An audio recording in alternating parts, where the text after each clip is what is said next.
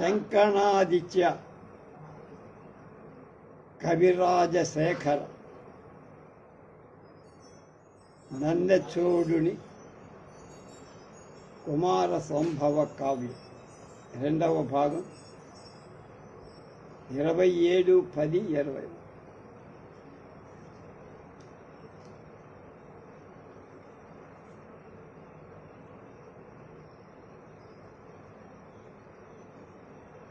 ఇష్టదేవత స్తుతి చేస్తున్నాడు కవి.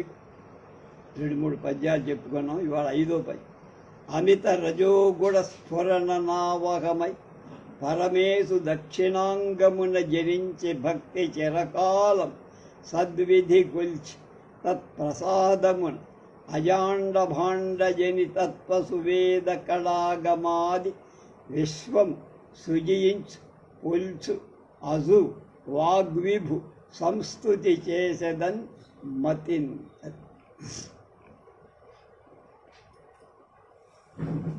సత్వగుణంలో విష్ణువు శివుడి యొక్క వామాంగంగా ఎడమవైపు భాగంగా పుట్టగా అధిక రజగుణ స్ఫూర్తితో కలిగి పరమేశ్వరుడి కుడి భాగంలో చాలా కాలం భక్తితో యథావిధిగా సేవించి ఆయన అనుగ్రహంతో బ్రహ్మాండ భాండాన్ని తత్వాలను వేదశాస్త్ర విద్యలను శాస్త్రాలను మొదలైన వాటితో ఈ విశ్వాన్ని సృష్టించి ఉన్నటువంటి సరస్వతీ భర్త అయిన బ్రహ్మను మనసారా స్తుతిస్తున్నాను అని చెప్తున్నాడు నన్నెచోడ కవిశేఖర్. కవి ఇందులో బ్రహ్మ శివుడి దక్షిణ భాగంలో పుట్టాడని, అతనికి చిరకాలం సద్విధితో కొలిచి ఉన్నాడు. అతడి అనుగ్రహం చేతనే విశ్వసృష్టి చేస్తున్నాడని బ్రహ్మస్తుతి వ్యాజంగా శివమహాత్మ్యాన్ని చెప్పారు.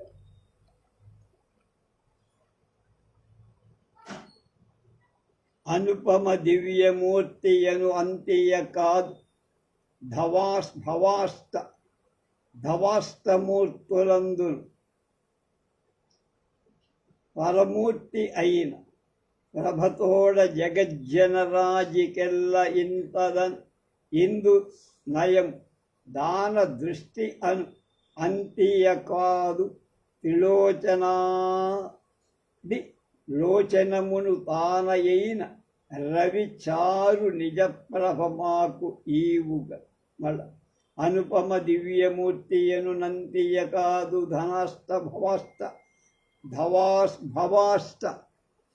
ధవ అష్టమూర్తులందు వరమూర్తి దాన ప్రభతోడ జగజ్జనరాజికెల్ల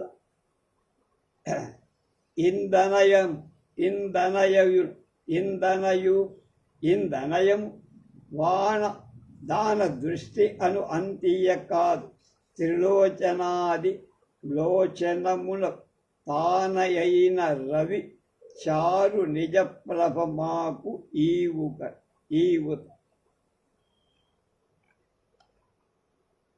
నిరుపమానం అంటే దేంతో కూడా పోలిక లేదు.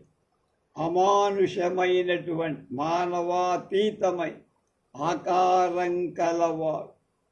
అంతేకాక శివుడి యొక్క 8 మూర్తులలో కూడా తానే శ్రేష్టమైన మూర్తి. తన వెలుగుతో లోకాల్లోని ప్రాణికోటికంతటికి తానే ఎప్పుడు దృష్టి ఇచ్చేటువంటి వాడు. ముక్కంటి అయిన శివుడికి 3వ కన్ను అయిన వాడు. మొదటి కన్నైన వాడు 3 కన్నులలో మొదటి కన్నైన వాడు అయిన సూర్యుడు మాకు తనదైన వెలుగు ఇవ్వుగా. ఇంత చెప్పాల్సి వచ్చింది. సూర్యుడికి కుడి కన్ను శివుడికి కుడి కన్ను సూర్యుడు. ఏ దేవతకైనా కుడి కన్ను సూర్యుడు, ఎడమ కన్ను ఎలాంటి వాడు? ఆయనతో పోలిక ఉన్నవాడు ఎవడు చాలడు. అమానుషం, మానుష్యానికి అతీతమైన ఆకారం కల శివుడి 8 మూర్తులలో తానే శ్రేష్టమైన మూర్తి. అలాగే తన వెలుగుతో లోకంలో ప్రాణికోటికంతకి తానే ఎప్పుడు దృష్టి అనేటట్లు వాడు అంతంత లోకానికి దృష్టి ఆయన. అంటే సాక్షి కూడా. ముక్కంటి అయిన శివుడికి 3 కళ్ళుంటే ముఖ్యమైన మొదటి కన్ను కుడి కన్నుగా ఉన్నటువంటి సూర్యుడు మాకు అన్ని రకాలైన సంపదలు. త్రిమూర్తులను స్తుతించిన తరువాత సూర్యుడిని స్తుతించడం, సూర్యుడు శివుడి అష్టమూర్తుల ఒకడుగా ఉండటం తన వంశానికి మూల పురుషుడవటం ఇంకొక కాదు. అష్టమూర్తులు పంచభూతాలు ప్రకృతి, పృథివీ, నీరు, తేజస్సు, వాయువు, ఆకాశం పంచం. సూర్య చంద్రుడు యజమానుడు. అలాగే త్రిలోచనాధిలోచనం, త్రిలోచనుడి కళ్ళు 3, సూర్య చంద్ర అగ్ని. వాటిలో మొదటిది సూర్యుడు. చారు నిజ ప్రభాంతంలో లోకానికి వ్యక్తంగా కనపడేటువంటి మండుటెండ కంటే సౌమ్యమైన ప్రభ ఇంకొకటి కలదని సూర్యుడు దాన్ని ప్రసన్నుల ఎడ ప్రసాది. చండంగా ప్రకృతి వేసవి కాలంలో ఎంత భీకరంగా ఉంటాడో చలికాలంలో అంత సౌమ్యంగా ఉంటాడు చంద్రుడు. అందులో భక్తులకు ఆయన చాలా సౌమ్యంగానే ఉంటాడు. వాళ్ళ మనసులోని కోరికలన్నీ తీరుస్తారు కనుక అలాంటి సూర్యుడు మాకు అన్నీ ఇవ్వాలి. తను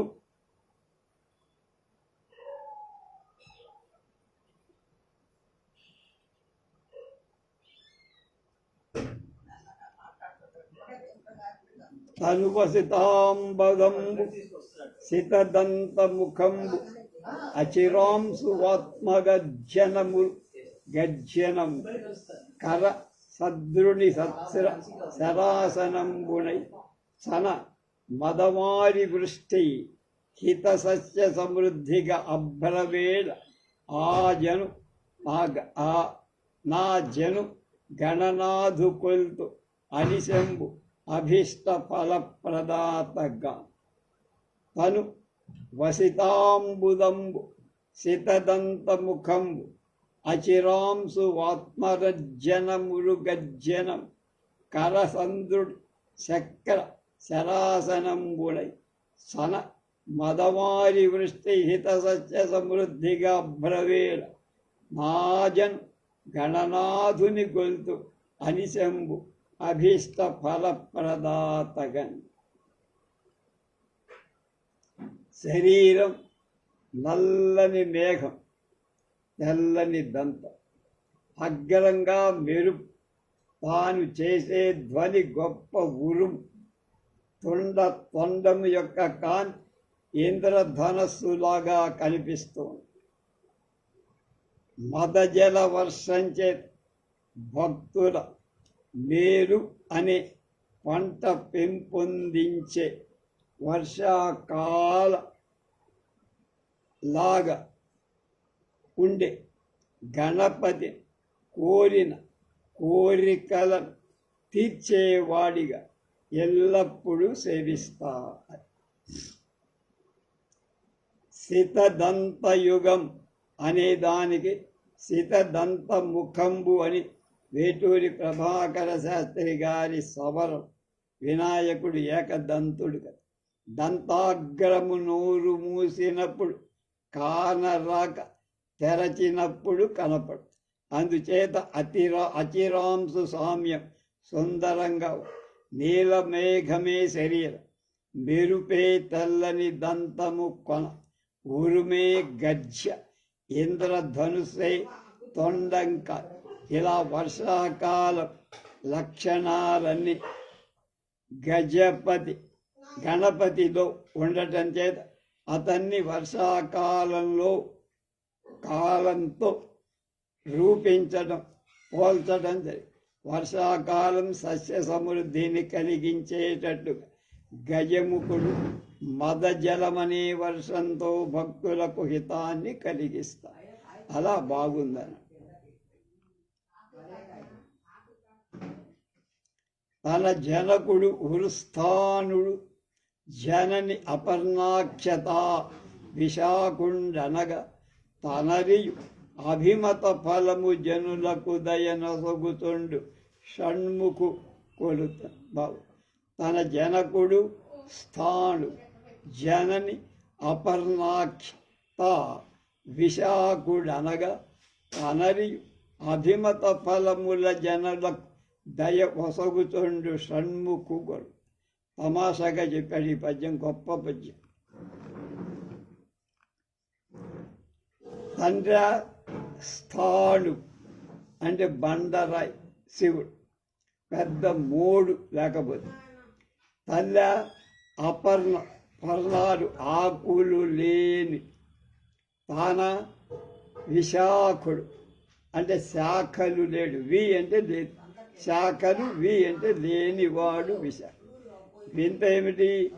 ఒక మూడు ఆకులు లేనటువంటి వాడు, శాఖలు లేనటువంటి వాడు కుమారస్వామి పుట్టినటువంటి కుమారస్వామి తన భక్త జనుల దయతో కల్పవృక్షంలాగా కోరిన ఫలాలు ఇస్తాడు.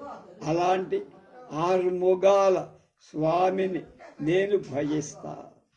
స్థాణువు అంటే ఈశ్వరుడు, మ్రోడు కూడా. స్థాణు రుద్ర ఉమాపది ప్రళయేపి తిష్టతీతి స్థాడు. ప్రళయంలో ఉండేవాడు కూడా స్థాడు శివుడు. అమరు అపర్ణ అంటే పార్వతి, పర్ణాలు లేని. అపర్ణ పార్వతీ దుర్గా మృడాణి చండికాంబిక తపసి వర్ణాన ఉపస్య అప్యవచన అపర్ణ. తపస్సులో పర్ణాలను కూడా అంటే ఆకులు కూడా తినకుండా శివుడి కోసం తపస్సు చేసింది కనుక అపర్ణ. పార్వతి అమర. విశాఖుడు అంటే కుమారస్వామి. విగత శాఖుడు అని అంటే శాఖలు లేనివాడు. బాహులేయ స్థార కజిద్విశాఖ వ్యభిశిఖ వాహన వినా సమీపక్షిణ మయూరేణ కాంతి వ్యాప్నోతి విశాఖ. పక్షి అయిన నెమలి చేత తిరిగేవాడు కుమారస్వామి. అమర. ఫలం అంటే లాభం, పండు. ఇలా అర్ధద్వయం కల శబ్దాలు ఉపయోగించటం చేత శ్లేషాలంకారం.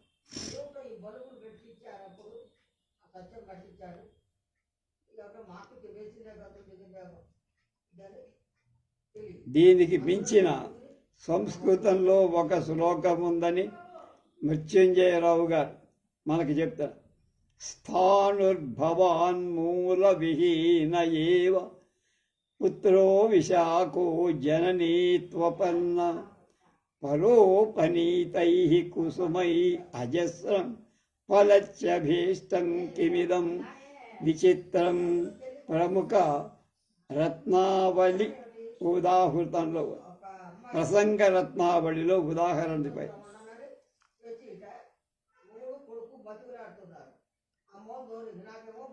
హరుడాదిక సకల చరాచరమయ జీవాళి ఎట్లు సతతము కామాతురులుగా వశగతి చేసిన మరుడీవుత అఖిల వశ్యమతి మత్కృతికిన్.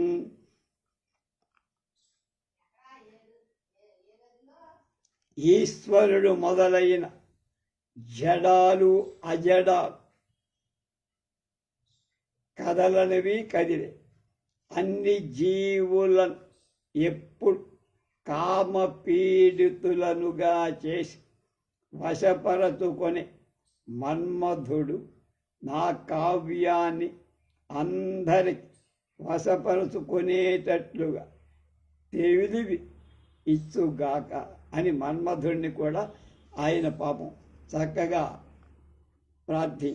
మన్మధుడు హరుణ్ణే కామాతురుణ్ణిగా చేశాం. ఆ వృత్తాంతాన్ని వర్ణించింది ఈ కావ్యం కనుక హరుని ఒట్లనరించిన వానికి ఇతర జీవులు ఒక లెక్కలోని వాళ్ళు కాదు.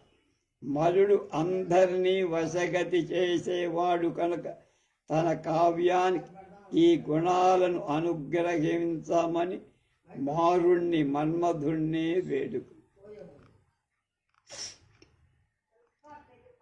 ముని మనుజాసురాహిసురముఖ్యులు ముందుగా సర్వజీవులం తన వశమర్ధి చేసి మనుదర్పకునొచ్చిన వీతరా చిద్ఘనతను నీసు ఆత్మసుభగస్థితి మెయ్యి అర్ధనారి చేసిన అగజాతమత్కృతిని చేకొని తత్సుభగత్వమీవుగన్ మీవుత. మునులు, మనుష్యులు, రాక్షసులు, నాగులు, దేవత అనే వాళ్ళలో ప్రధానులు మొదలైనటువంటి వాళ్ళు అందరి ప్రాణాలను కోరి తన వశం చేసుకొని మన్మధుణ్ణి ఓడించిన రాగరహితుడైన ఈశ్వరుణ్ణి జ్ఞాన ఆధిక్యం చేత తన సౌభాగ్యం చేత అర్ధనారీశ్వరుడిగా చేసిన పార్వతి నా కావ్యాన్ని ఆదరించి ఆ సౌభాగ్యాన్ని నాకు ప్రసాదించుగాక, అనుగ్రహించుగాక.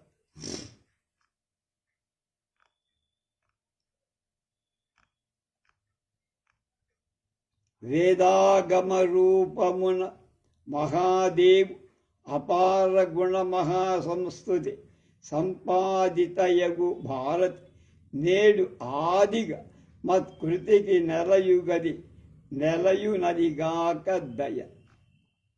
వేదాలు, ఆగమాలు అనే వాటి రూపంగా మహాదేవుడు అపారమైన గుణాల స్తోత్రాలు సంపాదించింది అయిన భారతీదేవి సరస్వతీదేవి ఇవాళ మొదలుగా నా కావ్యాన్ని దయతో సున్ముఖురాలు కాగా మత్కృతికి వెలయునదిగాక దయ నేడాదిగా ఇవాల్టి నుంచి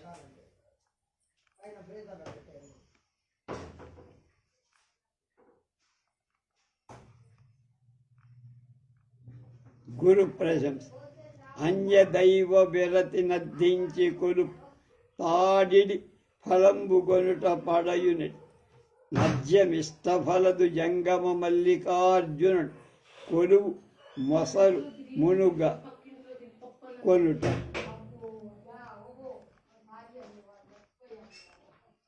ఇతర దైవతాలను కోరి కొలవటం, తాటి టెంక పాతి అది మొలిచి పెద్ద చెట్టయి ఫలించిన తరువాత దాని ఫలితాలు అనుభవించటం వంటి చిరకాల సాధ్యమవటం, కోరిన వెంటనే ఫలాలు ఇచ్చే జంగమ మల్లికార్జుడి సేవ అనేది మునుగునట్లుగా సమృద్ధిగా పెరుగును కొనటం వంటి.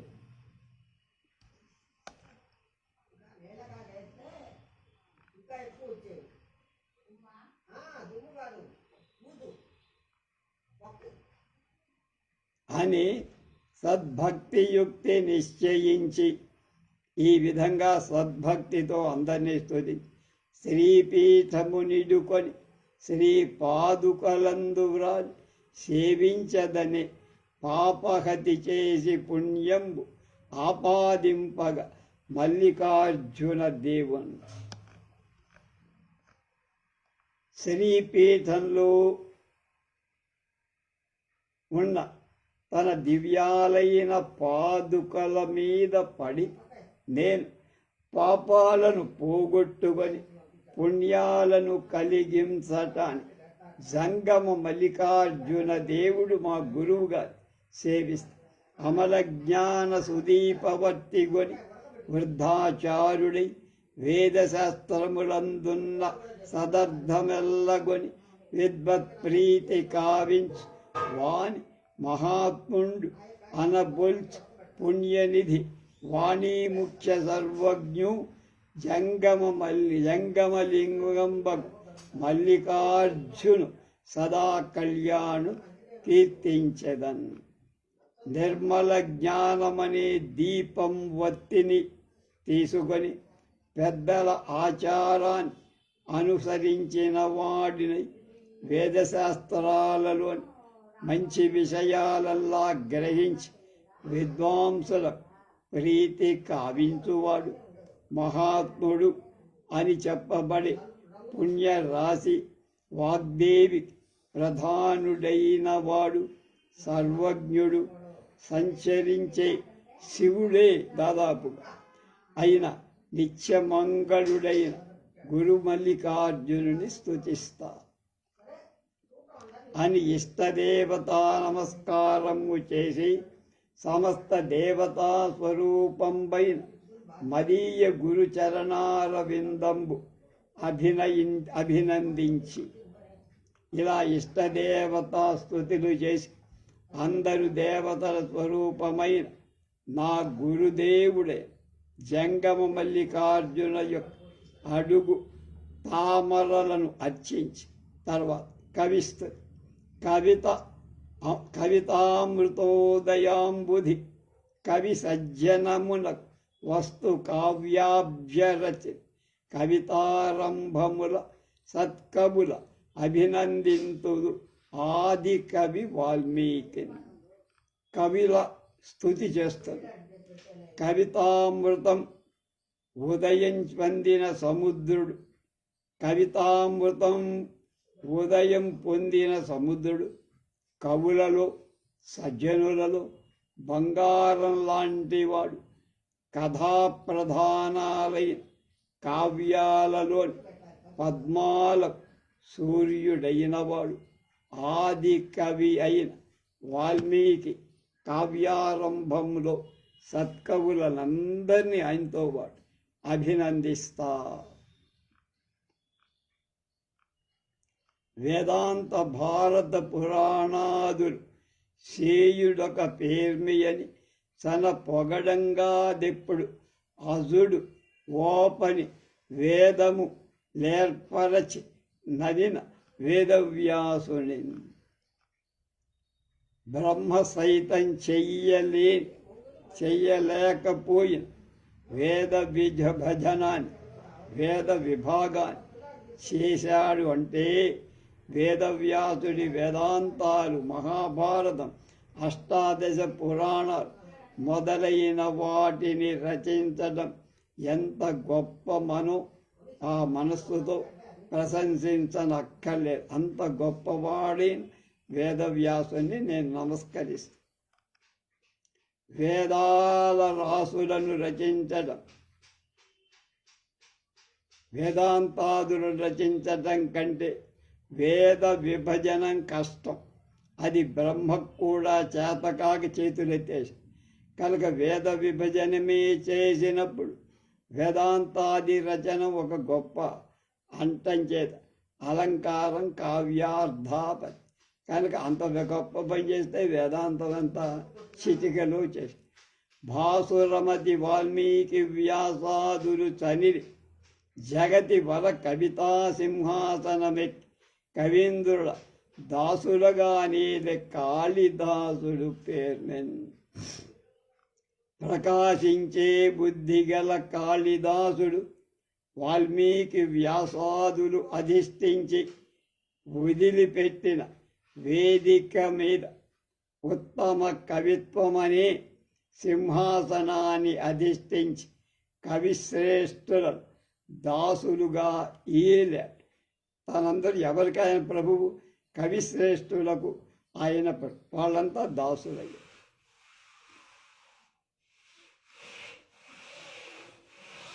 భారవియు వస్తు కవితను భారవియును పరగి ఉదయ పర్వత శిఖరాగ్రారోహ నేంద్రు కీల నగారోహణ వర్ణనల జనారాధిత భారబియు వస్తు కవితను భారబియును పరగి ఉదయ పర్వత శిఖర అగ్రారోహణేంద్ర కీల అగనగారోహణ వర్ణల జనారాధితులై కాంతి చేత సూర్యుడు ఉదయ పర్వత శిఖరాగ్రాన్ ఆరోహించి జనారాధ్యుడైనట్లుగా పరిగెత్తారు. అలాగే వస్తు కవిత్వం చేత భారవి అనే కవి ఇంద్రకీల పర్వత ఆరోహణం వర్ణించి జనాల్లో అధికుడై గొప్ప పేరు పెద్ద. సూర్యుడుకు కాంతి ఎట్టిదో భారవి అనే కవికి వస్తు కవిత అలాంటి. సూర్యుడు ఉదయ పర్వత శిఖరారోహణం చేయగా భారవి తన కిరాతార్జునీయ కావ్యంతో ఇంద్రకీల పర్వతారోహణ వర్ణన చేసి తమ తమ పనులతో ఇద్దరు జన ఆరాధితులై ఉన్నారు. భారవి ఒక సంస్కృత కవి కిరాతార్జున కావ్యం రాసి భారవే అర్ధ గౌరవం అని అతని క్రమమున ఉద్భటుడు కవిత్వము మెరయ కుమార సంభవం సాలంకారం కూడా వస్తుమయ కావ్యముగా హరలీల చెప్పి హరు మెప్పించన్. ఉద్భటుడనే ఆయన క్రమంగా కవిత్వం మెరిసేటట్లుగా కుమార సంభవాన్ని అలంకార సహితంగా గూఢం వస్తుమయమైనట్లుగా హరలీల అనే కావ్యాన్ని రచించి శివుణ్ణి మెప్పించి. ఉద్భటుడు అలంకార శాస్త్రాన్ని రచించిన ప్రాచీన కాశ్మీర దేశాన్ని పాలించిన జయాపీడుడని రాజస్థాన సభాపతిగా క్రీస్తు శకం 779 నుంచి 813 లోపల ఉన్న. గూఢమనగా ధ్వనిమయంగా అని చెప్ప. అతడు హరలీల అనే కావ్యాన్ని సాలంకారంగా ధ్వనిమయంగా వస్తుమయంగా రచించి శివుణ్ణి మెప్పించి. కరములు దునుముడు వరముని వరదుని గురించి కవిత వలనని మగుడంగరములు వడచి జగంబున పరగి మహాకవి అనంగ బాణుడు పేరు. కరములు తునుముడు పరముని వరదునిగా కొలిచి కవిత వలని మగుడన్ కరములు వడచి జగంబున పరగి మహాకవి అనంగ బాణుడు పేరు. చేతులు ఖండిస్తే ఉత్కృష్టమైన శివుడి వరాలను వసగే వాడిగా కొలిచి మళ్ళా కవిత్వం వల్లని చేతులు పొంది బాణుడు లోకంలో గౌరవం పొంది మహాకవిగా పేరు పొంది. ఈ బాణుడెవడో మనకు బాణుడు కాదు. బాణో అర్ధ గౌరవం అన్నాడు కదా. కవులలో పరిగణింపబడిన వాడు కనుక భట్టబాణుడ, బలిచక్రవర్తి కొడుకు బాణుడ, బాణోచ్ఛిష్టం జగత్సర్వం అన్నది కనుక మహాకవి అన్న పేరు భట్టబాణుడే కాదు. కానీ బలిచక్రవర్తి కొడుకు రావణుడు కూడా బాణుడు కూడా మహాభక్తి. అతని చేతులను కృష్ణుడు ఉషాపరిణయ సందర్భంలో నరికేస్తే శివుడు ఎదట నృత్యం చేసి అభంగ వృత్తంలో స్తుతించగా శివుడు మళ్ళీ కాళ్ళు చేతులు ఇచ్చారు కనుక ఆ రకంగా కూడా చెప్పు. చేతులు రెండును దునుము మహాతాత్పర్యము చెమ్ము అర్చించి జగత్పూతముగా మొగుడ బడయడి ధాతిగా నీ చేత భట్టబాణుడు రుద్రా అని శివతత్వసారంలో పండిత మల్లయ్య చెప్పు. మల్లికార్జున మును మార్గ కవిత లోకంబున వెలయ దేశి కవిత పుట్టించి తెనుంగున ఆంధ్ర విషయంబున జన చాళుక్యరాజు మొదలుగా పలువురు.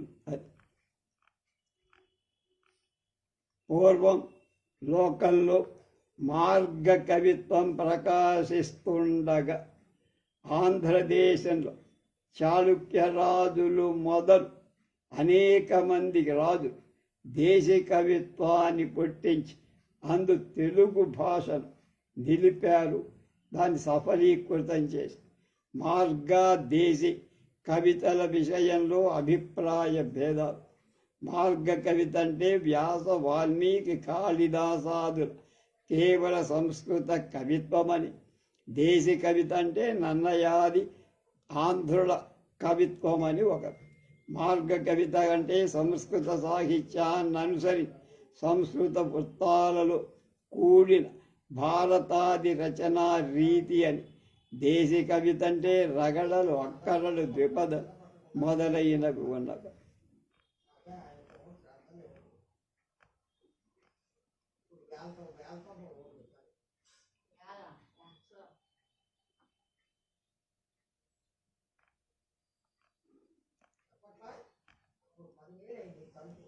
సురవరులన్ క్రవంబున వచోమణి సంహతి పూజ చేసి మద్గురు చరణారవిందములకంతగ సమ్మతి చేసి కొల్చి విస్తరమతుల పురాణ కవి సంఘమునుత్తమ మార్గ సత్కవీశ్వరుల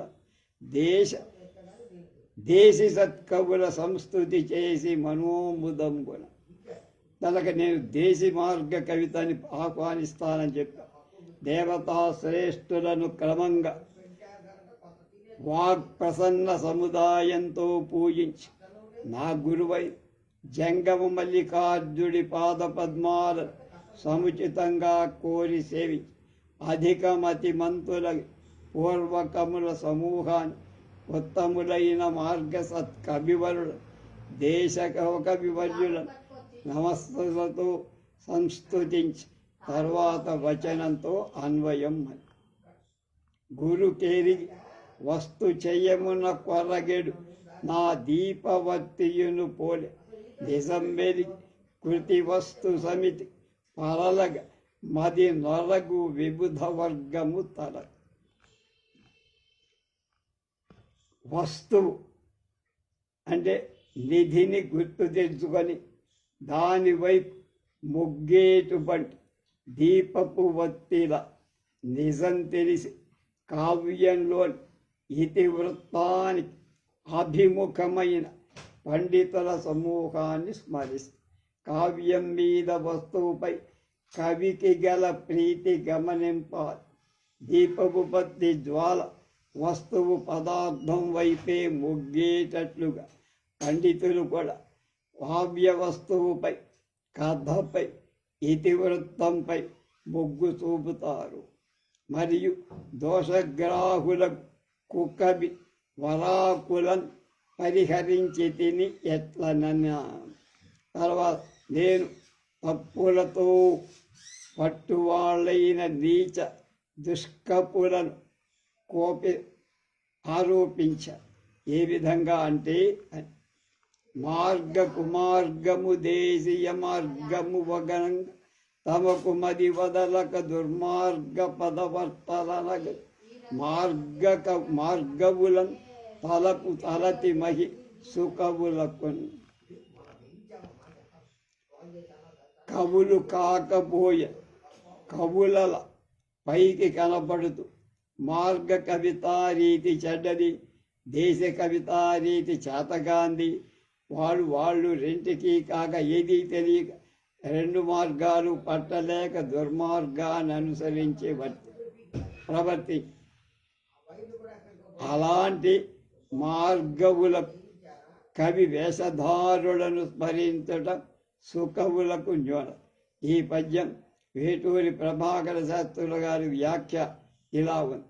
మార్గపున్ సంస్కృత ప్రధాన కవిత దేశీయ దేశ భాషా కవితా రచనమే. మార్గం బాట సంస్కృత రచము సంస్కృత భాషామయమైన రచనం చేయటానికి ముందు దేశీ రచన అలవాటు చేసుకోవాలి అని ఆయన సూచన చెప్పినట్టుగా చెప్తారు. సంస్కృత కవితా రచనం బాగుంది. సంస్కృత శబ్ద ప్రధాన కవితా రచనం చెయ్యగోరినవాడు ముందు దేశీ రచనలు వాడు దాని మీద పట్టు సాధించాలి. అలా దేశీ తోవలు వెళ్ళటం మనసొప్పక వంకర టింకరగా వెళుతూ ముందు ఉండే దుర్మార్గంలో పదాలు ప్రయోగింపపోయి ఆడుకోక పశుప్రాయ వాళ్ళని నేను ఆలోచించను, వాడిని దృష్టిలో పెట్టుకో.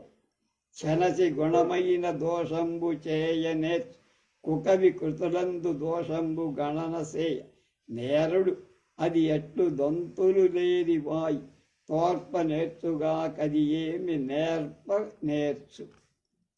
కుకవి కావ్యాలలో గుణాలైన దోషాలుగా చేయగలడు, కానీ దోషాలను గుణాలు చెయ్యలే.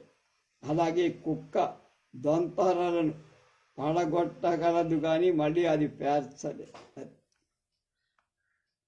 నెరయ రసవంతమగు కృతి కెరగనేర్ కల్పరసకృతి ఎరగుదు రవులులెల్ల. చెరకు విడిచిన రసమున కెరగి రాక పిప్పి కరిగెడు ఈగల పెళ్ళువో.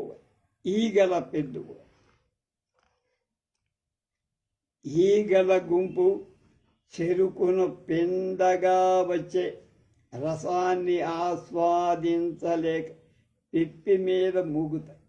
అల్పులు కూడా బాగా రసవంతమైన కావ్య ఆస్వాదించలేక నీరసమైన కావ్యం మీద దృష్టి పెడతారు. తగ్జునం తెర్గనగు తవితా విశేషమగ్జునన్ ఏమి ఎరుగంగనగు సమస్త కనక వర్ణోత్కరం మరగంట నొరసి చూచి కెర్గవచ్చునే శుద్ధరాత. విద్వాంసుడు తెలియనైనటువంటి కవితా విశేషం అజ్ఞులకేమీ తెలియదు. ఏమీ తెలియదంతం బంగారు ఛాయ మంచిదో కాదో ఒరిపిడి పెట్టి గీటు రాతితో చూస్తే తెలుస్తుంది, కానీ శుద్ధరాతితో దాన్ని పరీక్షిస్తే తెలుస్తుందా అంటే తెలియదు.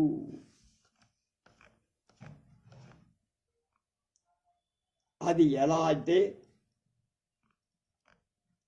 అన్యతారక వికృతులనాదరించి వెలయు సత్కవి బుధ గురు బలము వలసి యొనర దైవజ్ఞునట్ల శుభోదయము దివ్య సుకృతి ప్రతిష్ఠింతు తెరముగాక.